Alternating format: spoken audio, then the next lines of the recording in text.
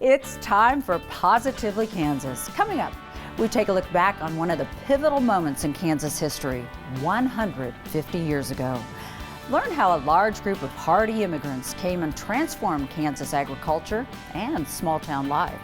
Also, we'll show you how folks in Valley Center celebrate the change of season. And we'll jump in the water with some scaly creatures that can get ornery if you invade their space. I'm Sierra Scott. Those are just some of the stories that are queued up and ready to roll in this edition of Positively Kansas.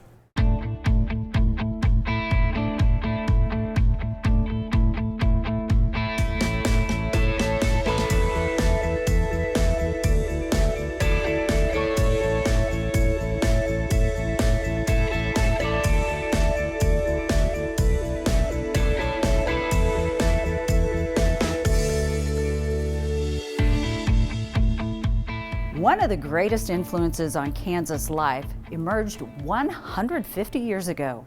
The arrival of the German Mennonites from Russia transformed the economy and culture and largely shaped what the state would become. Jim Grayway takes a look at this momentous period in Kansas history and its lasting impact. It is another fall planting season across central Kansas, but this one is special. It's the 150th. In 1874, thousands of Mennonite immigrants who had literally just arrived in the state sowed the first seeds of hard winter wheat. They arrived here late August, early September, and a lot of them got wheat planted yet before winter set in, so they had a crop that next year. Growing the kind of wheat that was planted in the fall and harvested in early summer was unheard of in Kansas prior to the Mennonite arrival. But that's what they were skilled at growing during the several decades they'd lived in Ukraine, previously exiled from Germany. They're pacifist, and their tradition is very much that you don't fight in wars and you don't take up arms against individuals in a capacity of warfare. And so that made them not terribly popular in parts of Europe, where being part of the state army is an expected aspect of life. The Mennonites specifically migrated to Kansas because the climate was similar to Ukraine. So was the land, and plenty of it was available, along with the promise of religious freedom. The railroads, the expansion to the west, the U.S. was eager to have immigrants at that point. The railroad got land from the government, and so that the government stole from the Indians and that whole story. But the railroad wanted to sell the land to make money, and they wanted to have people here to have commerce. The Mennonites arrive in 1873, 1874. And they arrived just as Kansas is reeling from the grasshopper plagues. And so in the 1870s, you have these waves of grasshoppers that had come down off of the Rocky Mountains, and they devastate the dominant crop at the time, which was corn. By 1874, you have Kansas looking for something to replace the devastated corn crop. And what happens is that the Mennonites arrive with this wheat that you plant in the fall. It goes dormant in winter, and you harvest it in the spring and early summer. And so it was able to navigate the turbulence of the Kansas climate with our harsh winters. This marked the start of an agricultural revolution led in many respects by successful Mennonite mill owner Bernard Warkentine. He had arrived in Kansas a few years earlier from the Ukrainian region of Crimea to scout out the area. He came here and he decided, Kansas, our wheat will grow here. This would be a good place for our people to come.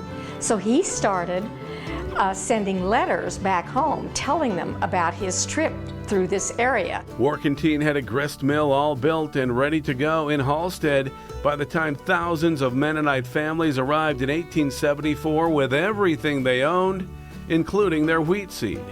The new crop was a huge success. And by 1886, Warkentine had expanded his milling business to Newton. By the 1880s, he was importing thousands of bushels of seed. And by 1900, he was importing out of the Crimea trainloads of wheat. And that transformed the center of Kansas into the breadbasket of the world. Kansas quickly became the nation's top wheat-producing state. Now, 1/5 of all the wheat grown in the U.S. is grown here, primarily in central Kansas, where a Mennonite presence remains strong. The Mennonite Heritage and Agricultural Museum in Gossel preserves the history of many of those families who settled here. I mean, I am part of this community. My ancestors, my grandparents, my great-grandparents, on and on and on. So I take a lot of pride in being the director here, that I can actually share this with other people. Different groups of Mennonite families have established different traditions. The term Mennonite is a big umbrella, and there are many flavors underneath that umbrella. From conservative to progressive, Mennonite lifestyles and priorities vary widely, but they are bound together by faith and a history that established Kansas as the wheat state and breadbasket of the world. For Positively Kansas, I'm Jim Grayway. Jim is working on a 1-hour documentary about the history of the Kansas Mennonites. Look for that to premiere sometime in 2025. We'll keep you posted. Good old family fun and community spirit. It was everywhere in Valley Center recently as the town celebrated its 62nd Fall Festival. Anthony Powell was among those taking in the sights and sounds. From in the air to on the ground, there wasn't a bad seat along Meridian as thousands of folks watched the start of the 62nd Valley Center Fall Festival. For those who come here every year, each festival seems more special than the last, primarily because of 2 words. The citizens, we're at the end of the parade and there's 7 blocks north that's just lined with people. Just a big gathering of people, of friends and family.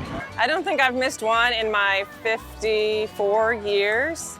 I was actually born in Valley Center. My dad was the barber for 50 years. Meanwhile, as the parade wound up, it was time for everyone to set their sights on all the various rides. What more fun could you ask for? Especially for the younger folks. All of the rides and everyone's positivity, everyone being so happy. And if food makes you happy, this was the place to be. Countless vendors cooking up a variety of mouth-watering meals. Others were working up an appetite in Lions Park as they took part in a pickleball tournament. Meanwhile, for small businesses here in Valley Center, the Fall Festival means invaluable exposure and a chance to gain new customers long after the festival ends. Main Street Coffee, just one of the many businesses overflowing with people. Oh, it's huge. It's huge. Typically during a week like this, we'll triple or quadruple our income. It's really good for us. Yeah, there's people from all over the state here today, and that's good for all our businesses. All our businesses are open. Art Smith of Main Street Coffee says the festival pays off long after the crowds have gone home. We kind of call it passive marketing. It's where people walk by and say, hey, I didn't know there was a coffee shop on Main Street, and they come in and they see what we have here, and they generally come back after that first time. So another year marks another incredibly successful Valley Center Fall Festival. So many memories made, the good old-fashioned kind, with folks outside, just talking and having fun together. That's honestly really good for society. Society's being run over, so it's good to have this so no one's on their phones the whole time. People talking to one another, families getting together and not looking on their phones and talking to each other. Yeah, it's really good, and it's entertaining, it's family friendly. We've got everything you'd want to do down here. And that's why you can bet the streets will be packed again in September 2025, when this great city celebrates its 63rd Fall Festival. In Valley Center, I'm Anthony Powell for Positively Kansas. There's simply too many activities at the festival to show you them all, so we'll tell you there were also frog and turtle races, a crochet contest called the Fastest Hook, and a fishing derby that probably should have also been called the fastest hook. Now, more than ever, we need books that inspire, motivate, and just make us feel good about the world. Well, Abraham N. Abraham has written a book that does just that, and it's called The Bravest American. And I'm so excited to have you here to talk about this incredible book. Thank you for having me. Absolutely. First off, you used average people, just ordinary people. There are a lot of heroes out there you could have written about. Why did you choose ordinary people? Because I am inspired by ordinary individuals depicting extraordinary capacity in the relentless pursuit of a better life for themselves, their family, and their loved ones. And what I love is the stories really do touch your heart. They're all unique, they're all different. Why did you want to write this book in the first place? Good. I was, before I became the author of The Bravest American, I was a survivor myself. I was a victim of house fire here in Wichita. I think it was November 24 of 2017. And I was a single dad for a while. And I had lost my late daughter. But I did not let that tragedy define me. I still have a PTSD till this day, to where I can sleep at night, because anytime I hear siren, I hear gunshot, or I hear any loud noise, it just brings back that same memory. So I say to myself, what shall I do to keep me busy so I can escape whatever I am going through? So, and again, I have an obsession for writing. I write. So, and then I just took one day, said, okay, you know what? I'm just gonna keep writing every night. And initially, I wanted to write about my story. But in the middle of the script, so I asked myself this fundamental question: who am I? And then I realized I am nobody. I am one among many. So I said to myself, nope, I'm not writing about myself. And already I have people around me who always encourage me. They'll come and look at my diary. Sometimes they come to my apartment, they see a bunch of papers everywhere, and they say, you're gonna be an author someday. I was like, maybe they're just playing with my head and maybe making a mockery of me, or maybe just being flattered. But when I made my mind to write, and then it hit me, I gotta write. I need to write something that impact everyone. And then this title stuck to my head, The Bravest American, because it is a narration, it is a narrative that resonates with the story of many. And I agree with that, because all the stories in some way touched me. Some of them maybe weren't as personal as other ones. I love the fact that you took what could have been a tragedy and destroyed you, and you found a way to help others with it. What are you hoping that somebody reads this book will take away from it? That if you're ever facing any struggle, any challenges, any difficult time, you're not alone. Together, we will always find a way to break through. And this is why I say that the bravest American are the ordinary American, the unsung heroes who in their own quiet way exhibit a bravery that is as profound as it is overlooked. So as I told you, more than ever, we need positivity. We need this inspiration. What did writing these stories, because people had to tell you these stories, what did writing these stories do for you? It reminds me of something that I always tell myself, that if I don't know where I am coming from, I should at least know where I am held into. If I don't know where I am coming from, and I don't know where I am held into, I should at least acknowledge where I am. So the bravest American is, because of the fear, they knew that tomorrow is not promising. And I'm afraid to lose what I have now because I don't want to go back to yesterday. So because of that fear, they tend to be resilient, they tend to be perseverant, and they tend to find a way, a pathway to break forward, even in the face of adversity. So what this really meant to me is when I hear their story, like how I met Sarah, there is a quick trip, now it's called Jumpstart on Mud Rock. Yeah. Somewhere on Broadway or Mud Rock. Yeah. So I was there getting a gas on my car, and this lady approached me, and then she goes, "Hey, I have $10. Can you give me a ride home?" I wanted to say no, because a stranger. Yeah, of course. You know, but something in my heart broke me to say yes.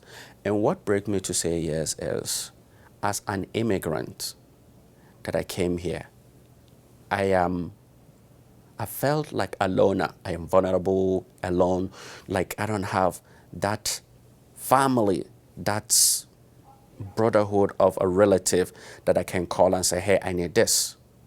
So I felt like I know that pain. So I transformed that pain into positivity. So I said, "Sure, I will give you a ride to wherever you're going." So when I took her from St. Francis area up to somewhere central in Tyler, and she was telling me what she's going through. She have stage 4 breast cancer. She's a single parent, and she have to go to work. She have to come back and take care of the kid. She have to still go to her acupuncture, the chemotherapy, and sometimes she's sleepless. She can't eat. She lost appetite. Like her days is going like ups and down consistently. And then it hit me. She have a story. I have a story. It's a multiple story. And then that's why I said the bravest American, it is a narrative that resonates with the story of many. So many, we all have stories. Absolutely, we do. Wonderful book. Thank you, because reading it inspired me too. Thank I you. think we all have a battle that we're fighting that most people know nothing about. So thank you so much. My pleasure. And now we go to Kansas Wild Edge.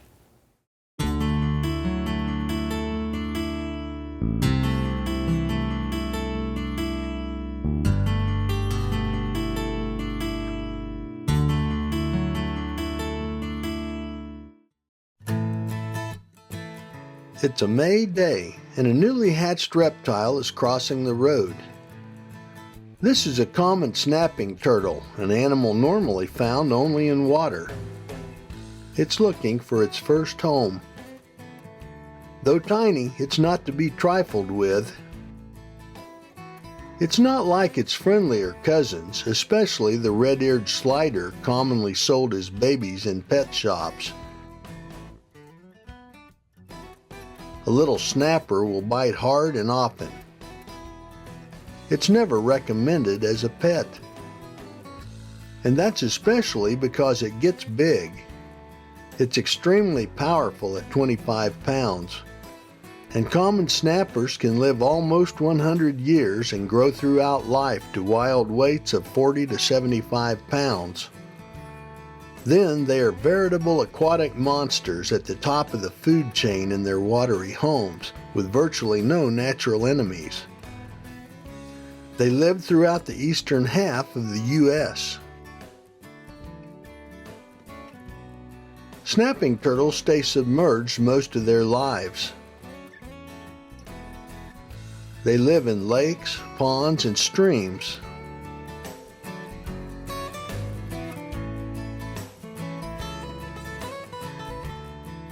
They move only to find new waters or to lay eggs in warm soil.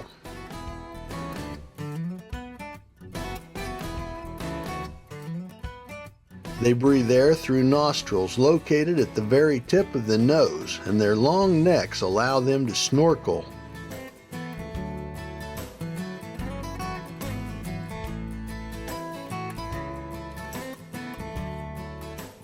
They can go without breathing for up to 3 hours during warm months.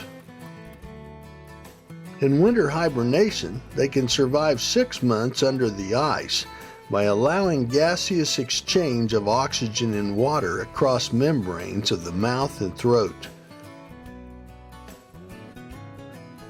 Some aquatic turtles commonly bask, crawling up on logs to soak up the sun's warmth, especially in cool weather. Snapping turtles almost never exhibit this behavior, staying underwater in all conditions. Even so, it very rarely occurs. Mating occurs from April through November, and sperm can be stored for up to several years by the female.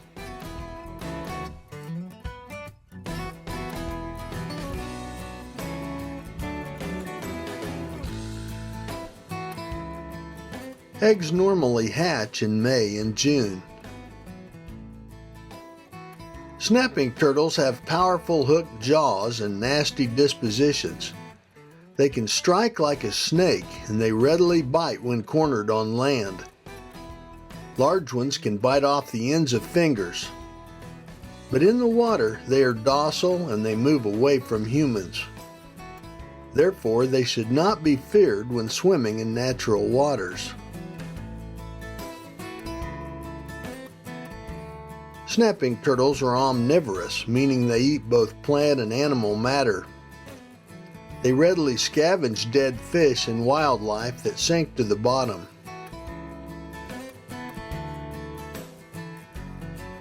They also eat aquatic plants like duckweed. But they are capable predators too, waiting motionless underwater for minnows, frogs, or snakes that come close. And being quite powerful, they are able to catch larger prey, like ducks, coots, and shorebirds that venture near.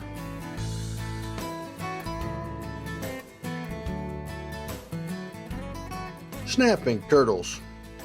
Don't try to make friends. Just let them do their thing in the Midwestern outdoors.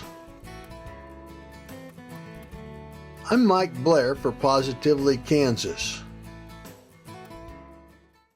Next time, Mike gets an up-close look at the often elusive Kansas coyotes.